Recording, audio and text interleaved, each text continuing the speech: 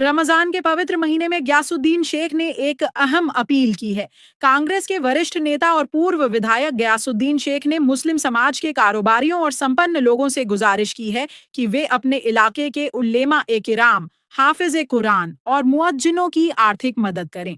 उन्होंने कहा कि मस्जिदों में दिन रात सेवा देने वाले ये लोग समाज को दीन की राह दिखाते हैं, बच्चों को कुरान की तालीम देते हैं और नमाज की अहमियत समझाते हैं। लेकिन अक्सर उनकी तनख्वाह बहुत कम होती है, जिससे उन्हें अपने परिवार का खर्च चलाने में कठिनाइयों का सामना करना पड़ता है। रमजान रहमत, बरकत और मदद का महीना है। इस पाक महीने में अगर हम अपने उल्लेमा, हाफिज और मुअज्जिनों का सहारा बने तो यह न सिर्फ इंसानी फर्जो है बल्कि बड़े सवाब का जरिया भी है। गयासुद्दीन शेख ने समाज के सक्षम लोगों से अपील की है कि वे आगे बढ़कर इन खिदमतगारों की मदद करें ताकि वे सुकून के साथ अपनी धार्मिक जिम्मेदारियां निभा सकें। आइए सुनते हैं क्या कहा गयासुद्दीन शेख ने। आज इस रमजान मुबारक के पाक महीने में एक नेक बात को लेकर के, एक नेक अपील को लेकर के आपके सामने आने का मौका मिला है। खास करके जब रमजान मुबारक का पाक महीना चल रहा है, ऐसे वक्त में हम तमाम जो साहिब माल हैं उनको ये गुजारिश करते हैं कि जो हमारे मस्जिद के इमाम हैं, हमारे हुफ़ाज़ इकराम हैं, हमारे उलमा इकराम हैं, हम सब जानते हैं कि उनकी ज़िंदगी किस तरह कसमकस भरी जाती है। पहले तो दारुल उलूम में पढ़ना, उसमें कुर्बानियाँ देना, घर में माँ बाप को, बीवी बच्चों को, सबको छोड़ करके वहाँ रह करके दीन की तालीम को उनको हासिल करना पड़ता है। उसके बाद जब तालिब इल्म अपनी एक डिग्री ले लेते हैं, एक सनद ले लेते हैं, उसके बाद हिंदुस्तान के अलग अलग कोनों में जा कर के अपनी जो है खिदमत को अंजाम देते हैं। मुझे ये बहुत दुख के साथ कहना पड़ता है कि एक मजदूर की जितनी मजदूरी नहीं होती महीने की, उससे भी कम हम हमारे इमाम साहिबों को, हमारे जो भी उलमा इकराम हैं, उनको जो उनका हदिया हम लोग देते हैं। हमको कम से कम जितने भी मुतवल्ली हैं या ट्रस्टी हैं, उनको इस चीज़ का ख्याल करना चाहिए कि हमको सबको मिल कर के ये कोशिश करनी चाहिए और साहिब माल के ईमान को जगाने की कोशिश करनी चाहिए कि हम सब अपने तरीके से जो है हम उसके लिए चंदा इकट्ठा करें और लिल्लाह रकम से हम उनका माहाना, उनका हदिया भी दें। और ख़ास करके जब रमज़ान का पाक महीना चल रहा है तो ऐसे वक्त में, रमज़ान में तो वैसे भी आदमी का दिल बहुत सखी होता है, उस वक्त में हम सब हमारे अहलो अयाल का ख्याल करते हैं। इस वक्त में हम हमारे जो आलिम दीन हैं उनके भी बच्चों का, उनके भी परिवारजनों का हम ख्याल करते हुए बिल्कुल जिसको कहते हैं कि खुले हाथ से हम लोग उनको लिल्लाह रकम से उनको हदिया दें। ये ख़ास आज बात लेकर के आपके सामने रखी है। हमारे जितने भी मदारिस हैं, अल्हम्दुलिल्लाह अब तो एक पैटर्न जो हमारे साउथ के राज्यों में, कर्नाटक, आंध्र में पहले से थी कि दीनी तालीम के साथ साथ दुनियावी तालीम देने का भी निज़ाम वहाँ पे कायम हुआ। उसके बाद हिंदुस्तान के अंदर जो दीनी तालीम के साथ दुनियावी तालीम देने का जो निज़ाम, अगर उसका किसी ने इब्तिदा की, उसका अगर कोई फाउंडर मेंबर था तो वो हमारे हज़रत मौलाना गुलाम मोहम्मद गस्तामी साहब रहमतुल्लाह अलैह, जो आज से कुछ महीनों पहले इस फानी दुनिया को छोड़ करके चले गए। लेकिन वो एक मिशन दे करके गए कि हमको हाफिज कुरान भी बनाना है, आलिम दीन भी बनाना है, मुफ्तियान इकराम भी बनाना है, लेकिन साथ में डॉक्टर भी बनाना है, इंजीनियर भी बनाना है, एक अच्छे एडवोकेट भी बनाना है। क्योंकि जब आदमी की पेट भरा होगा, आदमी का रोजी का इंतजाम होगा, तो वो ज़्यादा अच्छे तरीके से दीन की खिदमत कर पाएगा। तो आज साउथ में जिस तरह हम देख रहे हैं कि बहुत सब उलमा इकराम डॉक्टर भी है, इंजीनियर भी है, अच्छे चार्टर्ड अकाउंटेंट भी है, साइंसदान भी है। तो ये एक सिस्टम जो साउथ से शुरू हुई थी, उसको गुलाम मोहम्मद गस्तानी साहब ने इस गुजरात में और महाराष्ट्र के बॉर्डर पे अक्कल कुआ में शुरू किया, और अल्हम्दुलिल्लाह आज हमारे गुजरात में भी ज़्यादातर मदरसों के अंदर दीनी तालीम के साथ साथ दुनियावी तालीम भी दी जा रही है। तो यानी अगर आदमी का रोज़ी का जरिया अगर सही तरीके से उसको मुहैया होगा तो वो दीन की खिदमत और अच्छे अंदाज में अच्छे तरीके से कर पाएगा। तो जहाँ जो कोई मदरसों में अभी भी दीनी तालीम के साथ दुनियावी तालीम नहीं दी जा रही है, तो गुजारिश है कि हम लोग जल्द से जल्दी कोशिश करें कि हम लोग दीनी तालीम के साथ साथ आधुनिक दुनियावी तालीम भी दें, और साथ साथ में हदिया तो हमको हमारे उलमाए कराम को मासिक जो देना है वो तो देना ही है, लेकिन साथ में जो हमारे फैक्ट्री चलाने वाले हैं, दुकान चलाने वाले हैं, अच्छे कोई उद्योग काम धंधा चलाने वाले जो ताजिर हैं, उनसे भी हमारी गुजारिश है कि मैंने बहुत सब लोगों को, दीनदार लोगों को मैंने देखा है। मैंने वेरावल में एक हमारे दोस्त है साजिद भाई, उनके वहाँ भी देखा है, दूसरी बहुत सब जगह हमने सूरत में केपी भाई के वहाँ भी देखा है कि वहाँ पर उन्होंने, क्योंकि जो हमारे हुफ़ाज़ इकराम है, हमारे उलमाए इकराम है, उनका जो वक्त सुबह की नमाज के बाद से असर की नमाज तक वो फारिग रहते हैं, सिवाय कि जो मदरसे में तालीम देते हैं, तो सिर्फ एक ज़ोहर की नमाज बीच में आती है। तो उन लोगों को पार्ट टाइम में रख करके उनका भी घर बराबर तरीके से चले, उनका भी काम हो,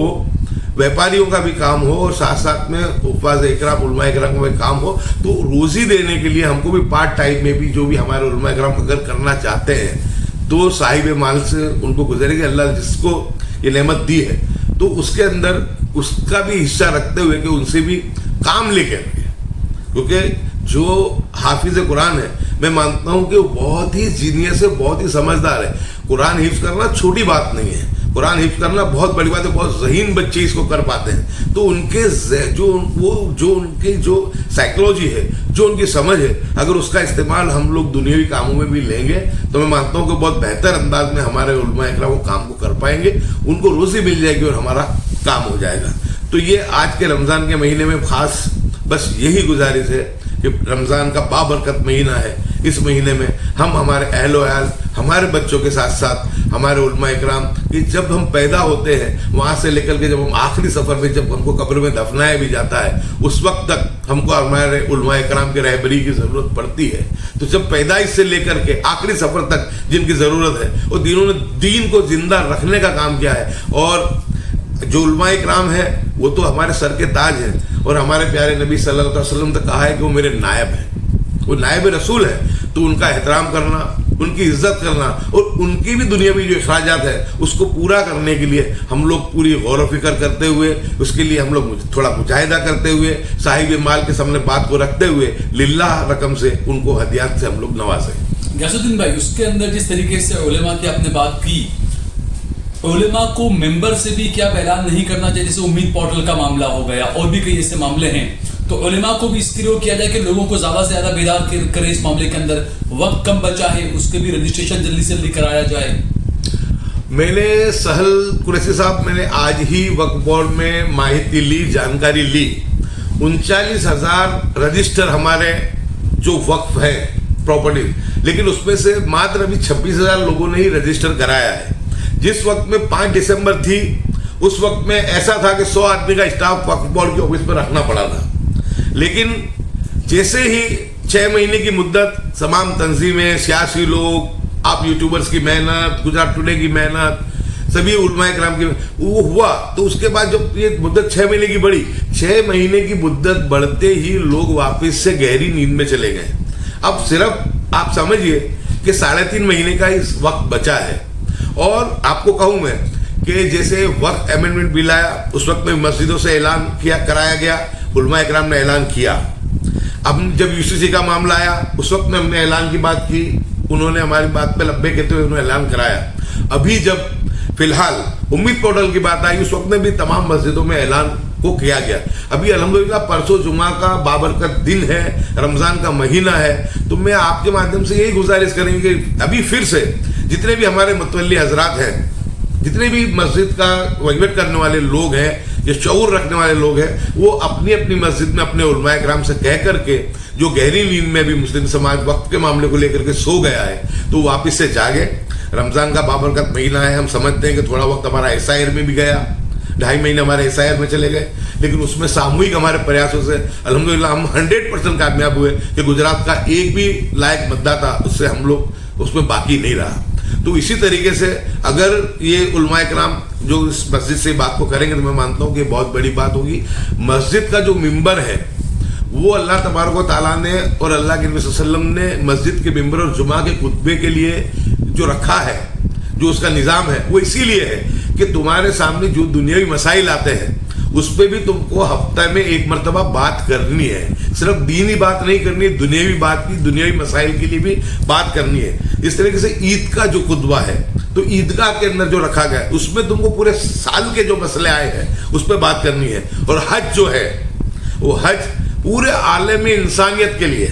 पूरी दुनिया के मुसलमानों के सामने आए हुए हालातों पे उसका तस्करा हो, उस पर बात हो, गौर व फिक्र हो। यानी हज का कोई भी मकसद, हर मकसद साइंटिफिक तरीके से हमारे कुरान ने और हमारे प्यारे नबी सल्लल्लाहु अलैहि वसल्लम ने बताया है, सिर्फ हमको उसको फॉलो करना है। तो गुजारिश करूंगा कि आपका साहिल भाई बहुत अच्छा सवाल था, और हमारे उलमाए किराम, हमारे मस्जिदों का और हमारे जो कब्रस्तानों का जो भी वेट पाने लोग हैं वो लोग अपनी मस्जिदों में जुमा के खुतबे का इस्तेमाल, जो हमारे फिक्र के हालात हैं उसके ऊपर समाज को जगाने का काम करें। और इंशाल्लाह उम्मीद है जब बात पहुंचती है तो उलमाए किराम इस बात को रखते भी हैं, लेकिन ज़्यादा तवज्जो देते हुए, क्योंकि आज इस मस्जिदों से ही बात करके हम लोग ने SIR के मामले को सुलझाया, समाज को जगाया। वक्फ के मामले में भी मस्जिदों से ही बात हुई, तो जगह यहाँ तक के जब यहाँ पर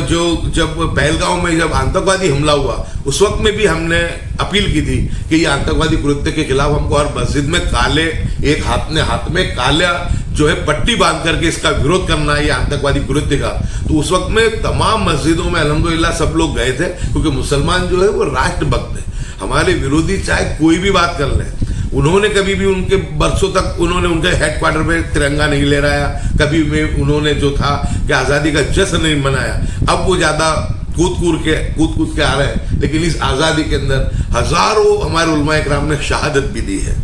और अपनी कुर्बानियाँ भी दी है। और ये जो हिंदुस्तान को जो आज़ादी मिली उसमें हमारे उलमाए किराम, हमारे मुस्लिम समाज का बहुत बड़ा